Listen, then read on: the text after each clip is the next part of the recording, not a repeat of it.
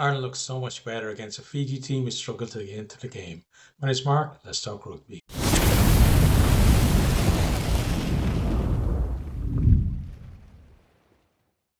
First off, apologies. If there's a bit of a downgrade on the audio on this one, I'm traveling at the moment. I'm over in Spain and I don't have the usual microphone that I work with, so we're just using the audio from the camera. But let's get into this one. So Ireland, pretty good start from them. They win an early penalty. Osborne taken out in the air. Prendergast kicks that to the corner. Then debutant Gus McCarthy, he finds his man in the lineout, comes on a wrap before passing it back inside to Doris, who goes over to score the opening try. And Prendergast converts that for 7-0. And pretty much the same move. I think they used it against Argentina last week to score as well. Then Fiji, they're attacking down the wing. When we have a TMO review, Prendergast gets a yellow for a shoulder to head, and it looks, on the board with a 20-minute red. And, personally, I wouldn't have complained if you had gotten a red card for that. Fiji then, they're carrying well, making good ground into 22. Then Doris gets in there, turns the ball over before Osborne kicks it clear. And it was a decent period at stage for Fiji, and it felt like if they had scored, it could have been a different outcome in the game. Muntz then, clever cross kick. He exploits a mismatch against Casey out wide, and they keep the ball alive. Going towards, the line as well, but then I think it's Wynakolo almost makes it, but Byrne puts in a try-saving tackle, and Wynakolo is judged to be just short. And then knocks it on. We have a TMO review. Doesn't seem clear whether you grounded it or not, and then we have to stick with the on-field decision, which is no try lost forward. So then Fiji then have an attacking line out, but Ikanaverde overthrows it, and Josh van der Fleer gets to it and kind of tips it back to Aki, and Ireland are able to clear. We then hear that there wasn't a high degree of danger for that yellow for Prendergast, so it's going to stay yellow. But I think a year ago that would have been a red, no question. But in the last year and a bit, like, the officials have been looking for mitigation and everything, and it feels like that's the way it's gone. Like, as I said, red card things that red cards a year ago are staying yellows, and it kind of fit in with the way things have been officiated in the last year.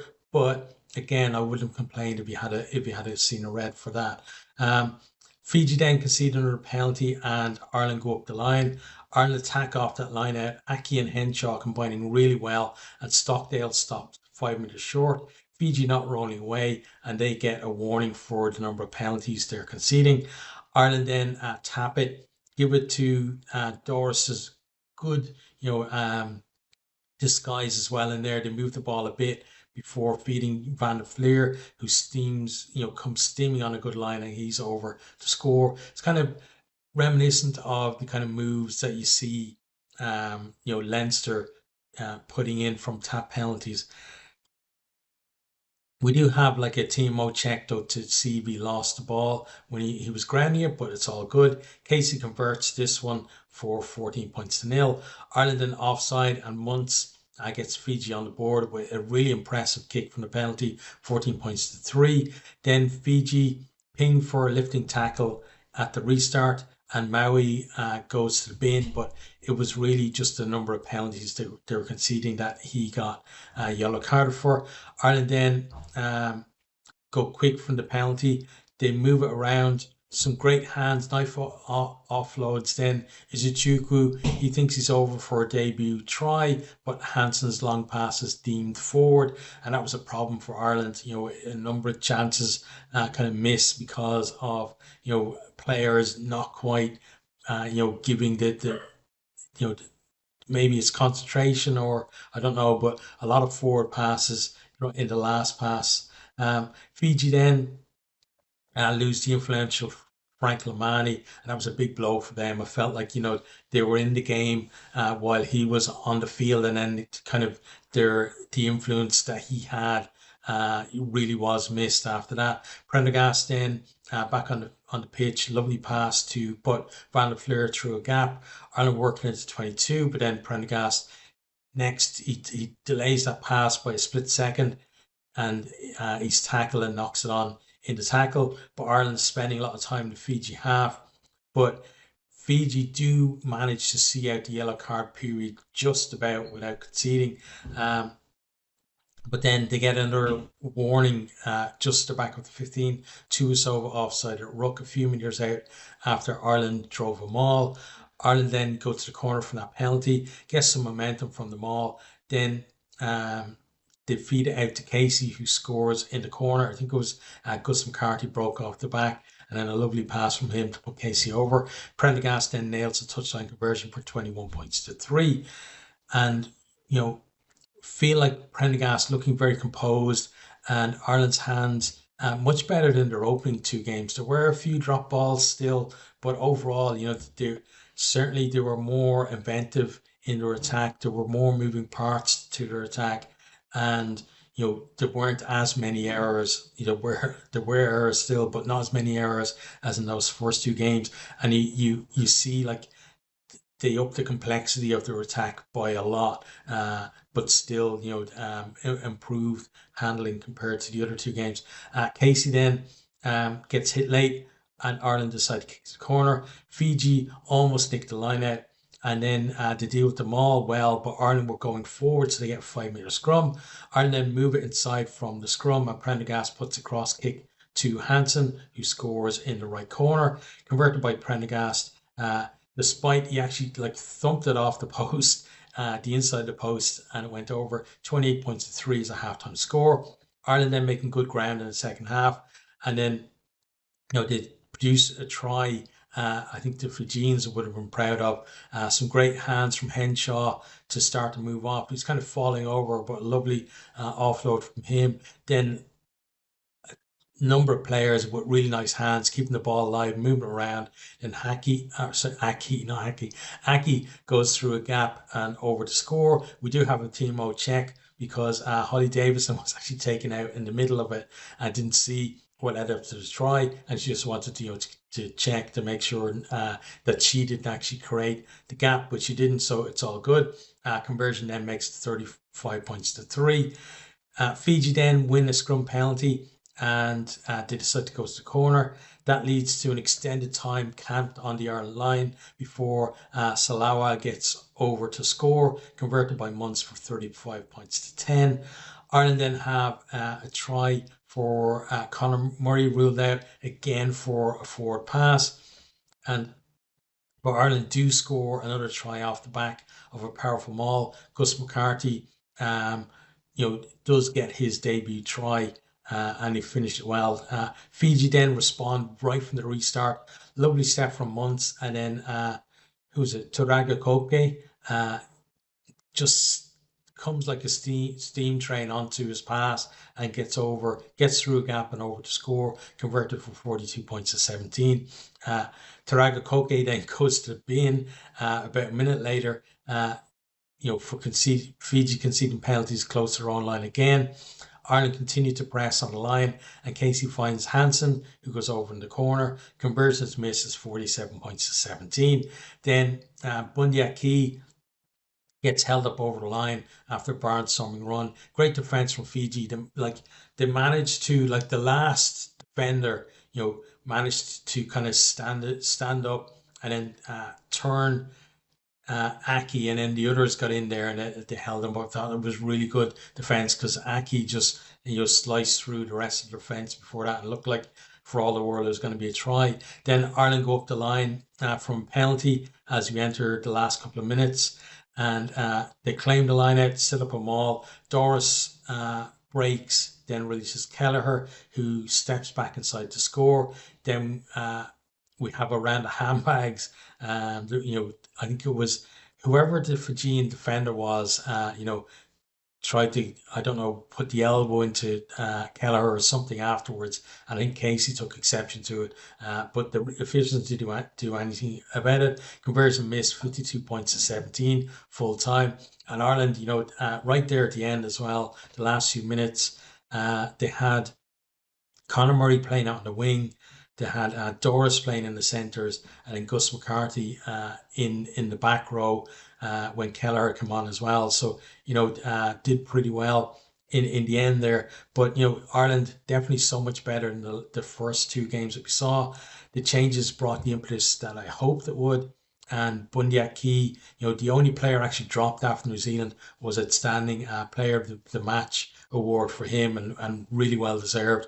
Um, and the two centres I thought were excellent, himself and Henshaw, and then Prendergast doing so well at 10 there as well. Felt a little bit sorry for Osborne, who had to go off kind of early-ish in the game, and he was replaced by Frawley, who did kind of make amends for his mistakes against New Zealand as well. But it wasn't perfect from Ireland, and they could have had a few more tries just for those silly, you know, forward passes. But overall, I think it was positive from them. But the question now is how many of those who came in today will be actually be in the frame to play against Australia? I think that'll be the measure of the coaches thinking after this, whether they're just going to revert pretty much back to the side that played against New Zealand or not, or will some of these guys actually make an impression, whether it be on the bench or on the starting 15. Fiji then, they showed some flashes of decent play, but discipline really kept them out of the game as a contest, and that's something definitely got to work on.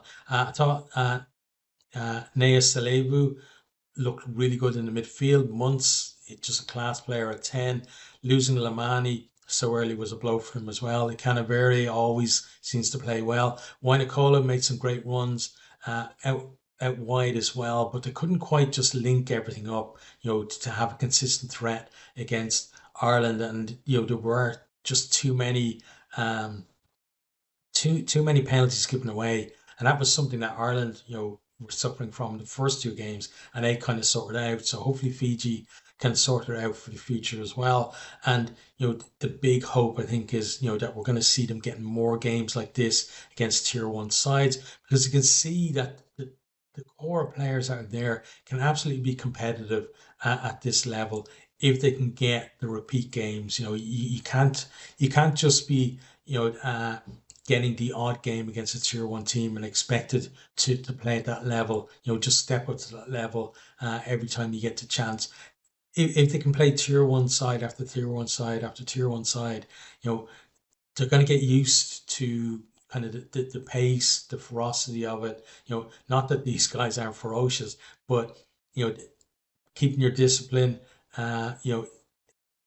being kind of more connected as well in the play, and they're definitely going to improve it. And we've already seen they've improved immensely. After over the last couple of years with the Drua in Super Rugby, and the fact that they have more players available to them as well because of rule changes by World Rugby as well. But I love them as a rugby nation, and I want to see the island teams, and the Ireland team, I guess, flourishing in the future as well. I love their rugby culture, and I love their enthusiasm for the game as well. And we really should, as tier one nations, be helping them as much as possible. And it's what the sixth time that Ireland played Fiji, I think, and all of them have been in Dublin, I think. And one of the reasons for that is because Fiji always get drawn in the same group at the World Cup as Wales, it seems, so never actually get drawn with Ireland. But it'd be great to see emerging Ireland maybe going out to Fiji and playing a game over there, or maybe even go over and do all of the island nations. Fiji. Tonga and Samoa as well, do a 3 game tour or something over there. I think that would be a brilliant, it'd be brilliant, first of all, for the Irish players, but also just sending that message out as well that, listen, we're taking the responsibility to step up and help these teams to develop, because again, I've said it so many times, we need to grow the game as a whole. We can't just be in our own little silo thinking about what's best for Irish rugby. We have to think about what's best for rugby. And if we can grow that pie for everyone, then everyone benefits from it. That's my firm belief. But it's a decent win from Ireland for Ireland. Still, have to see how they go against Australia anyway. But I thought, yeah, overall, good performance. It's hard to kind of to work out how many of those players are actually going to feature against Australia, other than the ones that were retained anyway from the first two games. We'll have to see with that. But let me know your thoughts down in the comments.